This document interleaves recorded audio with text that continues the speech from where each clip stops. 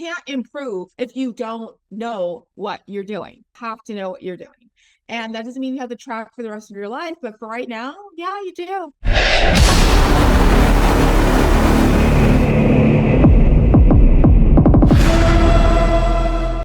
Until You you do. get, You need to until you figure get a out. fairly reasonable idea of how much Yeah, things are. The comment that exactly. But Wayne, like I was telling my friend today, your body reaches homeostasis, and I adapt very quickly to things. And especially as you get closer to your ideal weight, you're really going to be, your body is really going to hit stalls quicker than it did in the beginning. So if you're not checking in on a regular basis and you hit a stall, you're not going to know what to do to keep it moving. yeah, what I found was when I got to 153, I think I just had a lot of, because that was after like 14 months of hard dieting. Like I bounced and I wasn't even down as low as I could have been. I have a lot of loose skin because I haven't taken care of myself. So, unlike you, I've athletic. always weightlifted. Yeah, I've always Right. weightlifted. Even when I was a big girl, like, in the 180s, I was still weightlifting. Like I've seen pictures of, maybe I didn't see, maybe I haven't seen pictures of you when you were like the biggest. Oh, it's my first pinned. It's my first pinned. Actually, my first two pins on my Instagram page. You'll see. Okay. I mean, I still didn't think you looked that bad. Oh, Thank you.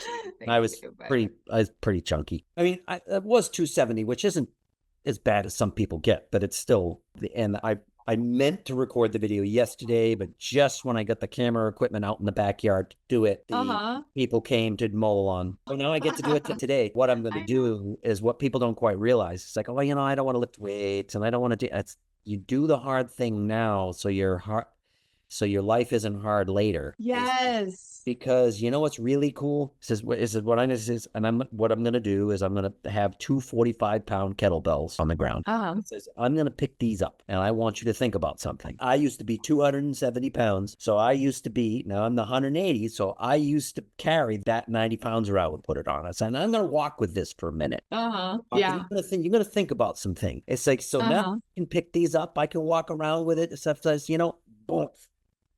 I can put it down. Yeah. When I was 270 pounds, when you're overweight, you can't put it down. Yeah. You're just stuck with it all the time. And you wonder why you're always tired. You wonder why you're always tired. You don't feel like doing anything. Well, you're lifting 100 pounds every day. Yeah. And you can't put it down. The only way you can put it down is go to sleep or sit, which is bad. Yeah, that's why people who have such excess body fat, just them going for a walk. Yes. Is a weight-bearing exercise because of all the weight they have on them. So as they get leaner, then they can add stuff, start, eventually rough. But, in other words, but in the beginning, they're standing, that's weight-bearing. You wonder why it's hard. It's because you are a champion level rucker. Yeah. It's like these people that you see the CrossFit games, they're rucking with 100 pounds. And they walk for 3 or 4 hours and they're done. And you're not. Exactly. So don't feel so bad. It's like, you're actually doing a lot. You're stronger than you think, but you kind of need a rest. You do. Your knees will love you. So one of the things I wanted to ask you about, and I do want to have more conversations because I would love to do more collabs. Yeah, we'll do this again and I'll have you on my channel because I need to do this more. Awesome. I want to talk to you about one of the thing I wanted to talk to you about was, what is this about sardine fasting? Oh, sardines. I love sardines. Okay. So it's taken a life of its own. I like repetitive meals, number one. And that's another thing I need to do on YouTube. See, I'm like getting ideas. Repetitive meals everyone does them without thinking about it, where you kind of eat the same thing every day. When I was competing, that's what I had to do. I varied it up a little bit, but it keeps you on track so much. That's why the Lion diet is popular. It's just making you adhere to something and you know what those macros are because you are eating the same thing every day. So I was like, this was when I realized I had gotten to that stopping point that you mentioned earlier. I was like, oh my goodness, I've let myself go. Like, what the heck? So I was like, you know what? Let me reevaluate this whole sardine fasting. It can't be that bad. I like sardines, so why not? But you can also do mackerel, people. And so I do mackerel. because mackerel, yeah, mackerel is my thing. So when people when I say sardine fast, yes, Herring. herring. I love those two things more than sardines. So yes, But, I use but, mackerel. but And the be reason careful. why I did it, The only thing I will say is, guys, as much as I love it, the herring and wine sauce and the herring and dill sauce has got so much sugar in it. oh no. Don't do that. No, I just take it out of the olive oil and I just, Right. yeah, no. You can add your own fat. I don't care about the olive oil. I'm fine with it. But if I do take it out, I might add a little butter to it, but that's fine. You But know anyway, so when I what I started have doing been, it, I will be quiet. no, I just started doing it because I needed to reset myself. And I know that the omega-3 is good for inflammation because I was having issues with my knee. And so I just started doing it and I saw results, but I only did it for 2 days, let's be honest. And the third day, it changed to sardines for lunch or for dinner. And then I would have ground beef patties at lunch, but I was still doing repetitive meals. And then I got into fat fasting and I love that too. So that's another way to fast too, is fat fasting. Okay, now what I was going to say is one thing I've started doing is you buy the least, I buy guacamole. I buy guacamole with as few ingredients in it as I can. I forget that holy guacamole is a good one. Oh yeah. And I eat the sardines with that. Oh, yummy. Yeah, it actually Yeah. really yummy. Oh, that is good. Yeah, I don't hate sardines. I like sardines, but I like mackerel better. I don't know. I just really like mackerel Well, so much I better. have it. So I have it here, so I'm going to try that. I mean, yeah, I really like herring. I love herring and wine sauce. And then when it's you all the actually same. You could do sardines, mackerel, herring. You can do it's all the same. Just well, whatever you what know. I was saying about with the herring and wine sauce, when you actually start looking at the ingredients of this stuff, it's like, all right, well, I can't have that. You put sugar and corn syrup in it, so no. So it gets very aggravating when you start looking at ingredients and you look at. I need to do a video on. I've sort of done it about going and getting. I love rotisserie chicken. You know, they Ooh, me inject too. inject rotisserie chicken with sugar. Oh, I'm sure they do.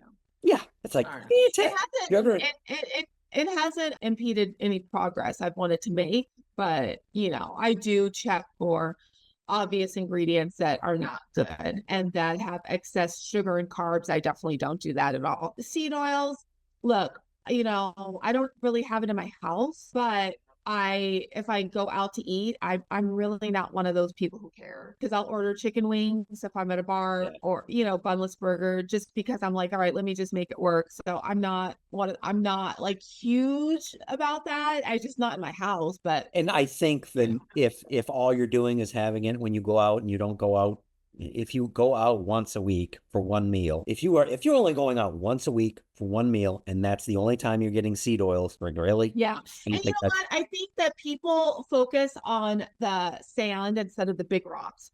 Look, the big rocks are you at your ideal weight? Okay, that's the big rock. All right, that's the thing that like, are you?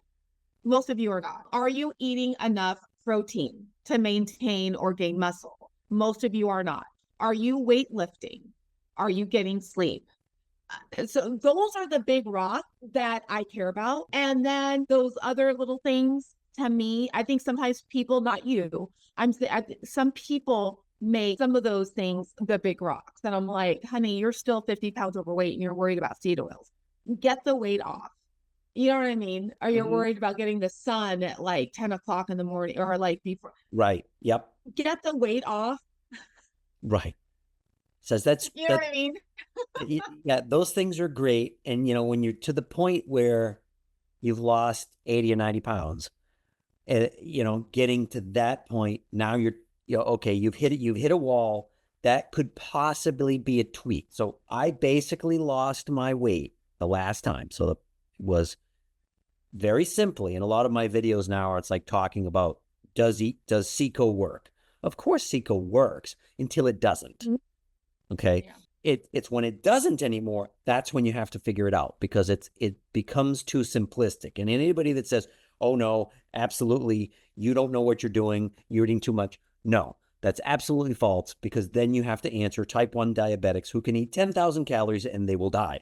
So yeah, and those are extreme cases. Yeah. you can mess your metabolism up enough Oh yeah. where you have to eat so little to lose weight that your body's like, Exactly. no, no, no, no, no, we're not doing this. Exactly. And so that's where people mistake saying calories don't work. Because as I said before, if someone is tracking and they are averaging already a low calorie number and they have so much to lose, then don't diet. You need to reverse diet, get your calories slowly back up to where it's optimal to begin a weight loss, a fat loss phase.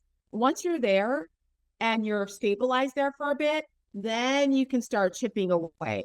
And what about a stall? Well, no, calories still work if you get into a stall, because as I was getting closer to my ideal body weight, I had to increase cardio to make that deficit. I had to decrease calories again until I got to my goal weight. And then I started reverse dieting. So, yes, I agree with you. Calories do work. And when you hit those points, you just have to tweak it. And so figure out what's going on.